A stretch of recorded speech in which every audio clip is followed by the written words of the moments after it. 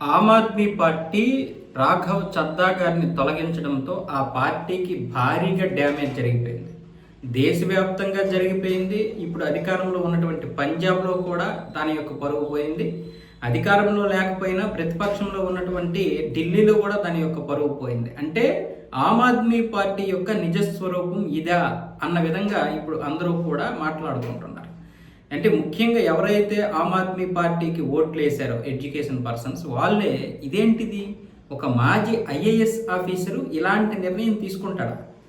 దానికి కారణం ఏంటి చెప్తున్నారంటే పంజాబ్కి చెందినటువంటి నిధులు తీసుకురావడంలో అలసత్వం వహించాడంట.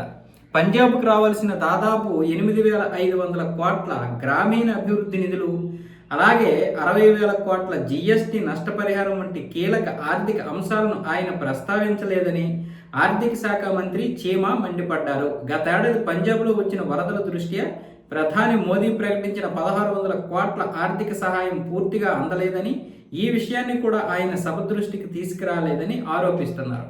అలాగే పంజాబ్ రాష్ట్ర ఆర్థిక మంత్రి హర్పాల్ సింగ్, అలాగే ఆ రాష్ట్ర ఆప్ అధ్యక్షుడు అమన్ అరోరా సంయుక్తంగా ప్రెస్ మీట్ నిర్వహించారు. రాఘవ్ చద్దా పంజాబ్ సమస్యలను పార్లమెంట్లో లేవనెత్తడంలో విఫలమయ్యారని మండిపడ్డారు. ఆయన తీరు పార్టీ సిద్ధాంతాలకు విరుద్ధంగా ఉందని అసంతృప్తి వ్యక్తం చేశారు. ఇవే కారణాల దేశ ప్రజల గురించి మాట్లాడుతున్నాడు ఆయన. ఒక్క పంజాబే కాదు, దేశ ప్రజల తరపు నుంచి మాట్లాడాడు. ఇలాంటి నాయకుడిని మీరు కళ్ళకు అద్దుకోవాలి, భుజాల మీదకి ఎక్కించుకొని పూలదండలతో సత్కరించాలి. కానీ మీరేం చేశారా అంటే కాళ్ళ కింద తొక్కి పెట్టారు. ఆయనకి ఉపనేతగా ఉన్నటువంటి ఆమ్ ఆద్మీ పార్టీ తరఫున డిప్యూటీ లీడర్గా ఉన్నటువంటి ఆయన్ని తొలగించి ఇంకొకరిని నియమించారు. ఆయన యొక్క గొంతును నొక్కేశారు. మామూలుగా అయితే ఎవరైతే ప్రశ్నిస్తారో ఆయన గొంతుని ఎవరు నొక్కేస్తారు? ప్రతిపక్షంలో ఉన్నటువంటి అంటే అవతల ఆపోజిట్ పార్టీ నొక్కేస్తుంది. ఇక్కడ ఏంట్రా అంటే ఆమ్ ఆద్మీ పార్టీ ఆయన గొంతుని నొక్కేసింది. అయితే దీనికి అసలైనటువంటి కారణాలు ఏంటో చెప్పనా? అసలైన కారణాలు ఆమ్ ఆద్మీ పార్టీలోనే ఈ నేత ఎదగడం చాలామందికి ఇష్టం లేదు. ఇతను చాలా మందితో విభేదాలు పెట్టుకున్నాడు. వాళ్ళ యొక్క తీరు అతనికి నచ్చదు. ఇతను అంతా కూడా ట్రాన్స్పరెంట్గా ఉంటాడు. ఆమ్ ఆద్మీ పార్టీలో ఇప్పుడు అందరూ కూడా అవినీతిలో కూరుకుపోయారు. ఎందుకంటే ఢిల్లీ లాంటి ఒక రాజధాని వాళ్ళ చేతిలో ఉంటే మనమే ఆడింది ఆట పాడిందే పాట, ఎవడెవడో పనికిరాని వాళ్ళందరూ కోట్లు సంపాదించుకుంటే ఇంత పార్టీ మన చేతిలో ఉంది, అధికారం మన చేతిలో ఉంది.